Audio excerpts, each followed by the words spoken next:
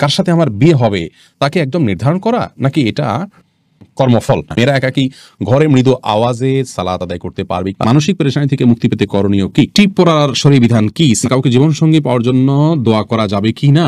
মেয়েরা বোরকা না পরে বোরকার বদলে বড় জামা ও হিজাব পরে কি বাইরে যাওয়া যাবে? আত্মহত্যাকারী ব্যক্তি জানাজা পড়া যাবে কিনা? আজানের সময় মেয়েদের মাথায় কাপড় দেওয়া এবং কাপড় থাকা বাধ্যতামূলক কিনা? প্রেগন্যান্সির টাইমে জিনের আসর থেকে নিজ বাচ্চাকে কিভাবে রক্ষা করা যায়? অনেক সমস্যা ফেস করছি। বিপদে পড়ে সুদ নেওয়া যাবে কিনা? তাবিজ ব্যবহার করা যাবে কিনা? বেনামাজি ব্যক্তির হাতের রান্না খাওয়া কি অনুচিত? আর বিলম্ব না করে আপনাদের ইতিমধ্যে যে প্রশ্নগুলো আমাদের কাছে এসেছে সেগুলোর উত্তর দেওয়া পালায় আমরা চলে যাই। ধ্রুব তারা এই আইডি থেকে আপনি জানতে চেয়েছেন আজানের সময় মেয়েদের মাথায় কাপড় দেওয়া এবং কাপড় থাকা বাধ্যতামূলক কিনা? এই বিষয়ে আমাদের একটা ভিডিও আছে, আপনি দেখে নিতে পারবেন। আজানের সময় মেয়েদের কাপড় দেওয়া মাথায় এটা আবশ্যক কিনা? উত্তর হলো না। আজানের সাথে মাথায় কাপড় দেওয়ার কোনো সম্পর্ক নেই। বাসা বাড়িতে যে সমস্ত মা বোনরা আছেন কিংবা পথে ঘাটে আছেন, মসজিদের সামনে দিয়ে যাচ্ছেন, আজান আওয়াজ শুনছে, ওইটা মাথায় কাপড় টেনে দিতে হবে, এমন কোনো বাধ্যবাধকতা নেই। তবে যদি তিনি বাইরে অন্য পুরুষে থাকেন তাহলে সর্বাবস্থায় তাকে মাথায় কাপড় টেনে নেওয়া উচিত, আজান দেওয়া অবস্থায়ও, আজান না দিলেও।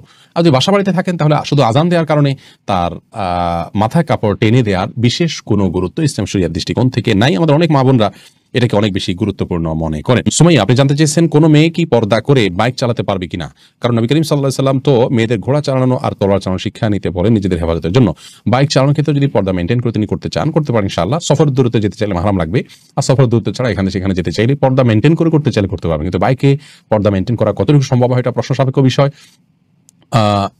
আজকে যত ঘনবসতিতে আমরা থাকি সে যুগে এটা ছিল না। আর দ্বিতীয়ত হলো যে বাতাসের কারণে শরীর বিভিন্ন অঙ্গ প্রত্যঙ্গ ফুটে উঠবে, যেটা নারীত্বের জন্য অপমান। সেই জায়গা থেকে একান্ত নিরুপায় হলে এটি না করা উচিত, কিন্তু যেহেতু কেউ করেন পর্দার সাথে তাহলে আমরা হারাম বলতে পারবো না। টিপ পরার শরীর বিধান কি? সালিম ইবনু সাখওয়াত আপনি জানতে চেয়েছেন। ভাই সালিম ইবনু সাখওয়াত, টিপ পরা একজন ইমানদার নারীর জন্য নানা কারণে শোভনীয় নয়। প্রথমত হিন্দুরা বিশেষ করে লাল টিপটা পরা উচিত নয়। আরো বেশি যে হিন্দুরা সিঁদুর পরে থাকেন এটা তাদের ধর্মীয় আদর্শের জায়গা থেকে হয়, সেইটার সাথে সাদৃশ্যপূর্ণ হয়ে যায়। সেই জায়গা থেকে ইমানদারকে অমুসলিমের সাথে সাদৃশ্যপূর্ণ সংস্কৃতিও গ্রহণ করতে ইসলাম নিষেধ করেছে। মান তাশাব্বাহা বিকওমিন ফাহুয়া মিনহুম, আবু দাউদের হাদিসে আসছে, নবী সাল্লাল্লাহু আলাইহি ওয়াসাল্লাম বলেছেন যে ব্যক্তি কোনো জাতির সাথে সাদৃশ্য গ্রহণ করবে সে তাদের অন্তর্ভুক্ত হবে। এছাড়া যদি সাধারণ কোনো টিপ জাস্ট সৌন্দর্যের জন্য করেন, নারীরা স্বামীকে দেখানোর জন্য এবং ঘরের ভিতরে তো করতে পারেন, কিন্তু ফাসেকদের নিদর্শন, অমুসলিমদের আপনার সাথে সাদৃশ্যপূর্ণ সেই জায়গা থেকে এটি পরিহার করা উচিত। আর টিপ পরে বাহিরে যাওয়া বিপর্দাহীন বা পর্দাহীন ভাবে সেটা তো কোনো অবস্থাতে জায়েজ না, সম্পূর্ণ হারাম। নূরজাহান নূর আপনি জানতে চেয়েছেন মেয়েরা বোরকা না পরে বোরকার বদলে বড় জামা ও হিজাব পরে কি বাইরে যাওয়া যাবে? যেতে পারে, কোনো অসুবিধা নেই। বোরকাই পড়তে হবে এমন কোনো কথা নেই। তার শরীরের সৌন্দর্যকে ঢাকতে হবে, অলংকার ইত্যাদিকে ঢাকতে হবে এটা কাপড় দিয়ে। তবে সে কাপড়টাও যাতে আবার দৃষ্টি আকর্ষণকারী না হয় সেদিকটা খেয়াল করতে হবে। যে কোনো একটা কাপড় দিয়ে নিজের সৌন্দর্য ঢাকলেই চলবে, বোরকাই হতে এমন কোনো কথা নাই।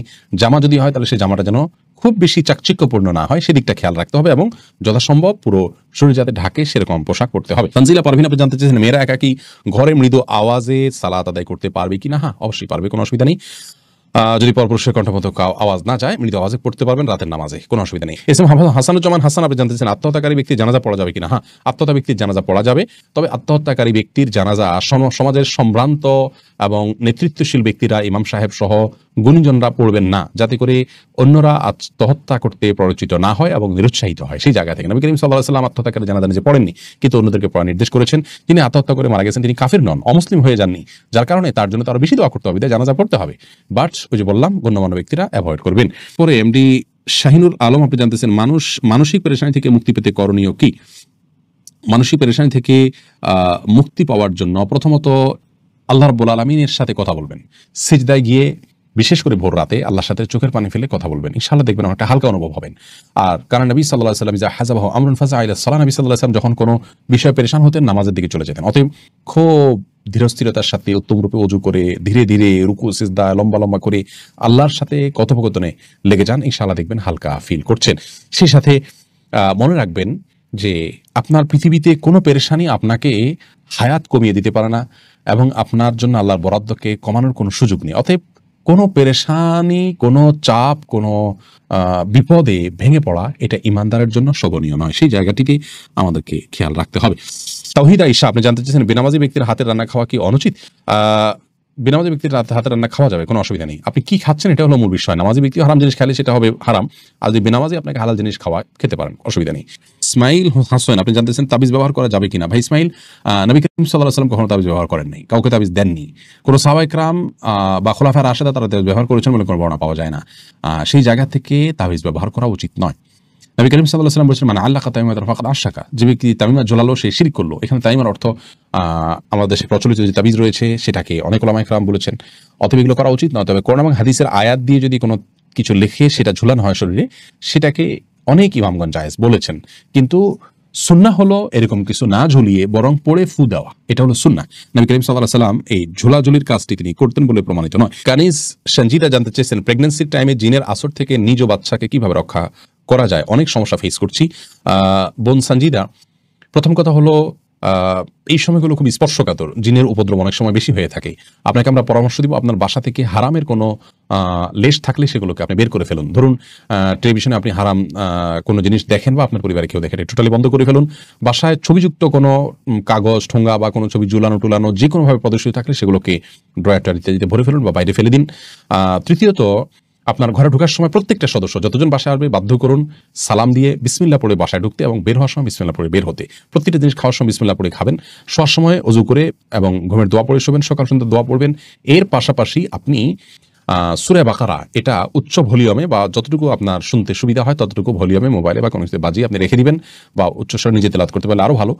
আর রুকিয়া অ্যাপ আছে, অনেক রুকিয়ার অ্যাপ আছে যেগুলোতে শুধু কোরআন হাদিসের দোয়া এবং আয়াত আছে শুধুমাত্র, সেগুলোকে চালিয়ে রাখতে পারেন বাসা বাড়িতে, ইনশাআল্লাহ বিদিনিল্লাহ উপদ্রব অনেকখানি কমে যাবে। এমডি আনোয়ার খান আপনি জানতে চেয়েছেন, কার সাথে আমার বিয়ে হবে তাকে একদম নির্ধারণ করা নাকি এটা কর্মফল। ভাই আনোয়ার, এটা নির্ধারণ করা আল্লাহ রাব্বুল আলামিন নির্ধারণ করে দিয়েছেন কার সাথে কার বিয়ে হবে। নবী করিম সাল্লাল্লাহু আলাইহি ওয়াসাল্লাম একটি হাদিস থেকে সুস্পষ্টভাবে বিষয়ে আমরা নির্দেশনা পাই। মোহাম্মদ সিয়াম পাটোয়ারি জানতে চেয়েছেন, কাউকে জীবনসঙ্গী পাওয়ার জন্য দোয়া করা যাবে কি না। কোনো ব্যক্তিকে জীবনসঙ্গী হিসেবে পাওয়ার জন্য নির্দিষ্ট করে দোয়া করার বিষয়ে সংক্ষেপে শুধু এটুকু বলবো যে এটা করা উচিত নয়, বরং এভাবে বলা উচিত, আল্লাহ অমুকের সাথে সম্পর্ক হলে সেটা যদি আমার জন্য কল্যাণের হয় সার্বিকভাবে, তাহলে আপনি আমার জন্য সেটাকে সহজ করে দিন, আর যদি আমার জন্য অকল্যাণ হয় তাহলে আমার থেকে দূরে সরিয়ে দিন। এক কথায় কল্যাণকর হলে যেন আল্লাহ আপনাকে পাইয়ে দেন, সেই দোয়াটা আপনি করবেন, বাকি সর্বাবস্থায় তার জন্য আপনি দোয়া করবেন। এরকমটি উচিত নয় যে আল্লাহ সে ভালো হোক আর মন্দ হোক আমি তাকে জীবন সঙ্গিনী হিসাবে চাই, এরকম অন্ধের মতো দোয়া করা উচিত নয়। কারণ আপনি যেটাকে ভালো মনে করছেন সেটা ভালো নাও হতে পারে, সেই জায়গা থেকে সাবধান থাকা উচিত। মোহাম্মদ রাকিবুল খান জানতে চেয়েছেন, বিপদে পড়ে সুদ নেওয়া যাবে কিনা। ভাই রাকিবুল, বিপদে পড়ে সুদ নেওয়া যাবে। কিরকম বিপদ? ধরুন কেউ সুদী লোন না নিলে বা সুদ নেওয়া না নিলে তার জীবন বিপন্ন হয়ে যাবে, এইরকম জটিল কোনো বিপদের মুখে পড়েছেন, তার কাছে আর বিকল্প কোনো পথ খোলা নেই, তাহলে তার জন্য শুধুমাত্র জায়েজ হবে। বিপদ বলতে এখন ধরুন ব্যবসা বাড়ানো যাচ্ছে না, এটাও একটা বিপদ। আপনার এই ধরনের ছোটখাটো বিষয়কে বিপদ হিসাবে আমরা দেখাতে পারি। জীবন বিপন্ন হওয়ার মতো বিপদ না হলে সাধারণ কোনো বিপদে হারাম খাওয়া, হারাম উপার্জন করা, হারাম ভক্ষণ করা এটা জায়েজ নয়। অতএব এই বিষয়ে আমাদেরকে দায়িত্বশীল হতে হবে। হারাম ভক্ষণের কুপ্রভাব অত্যন্ত জটিল এবং জঘন্য।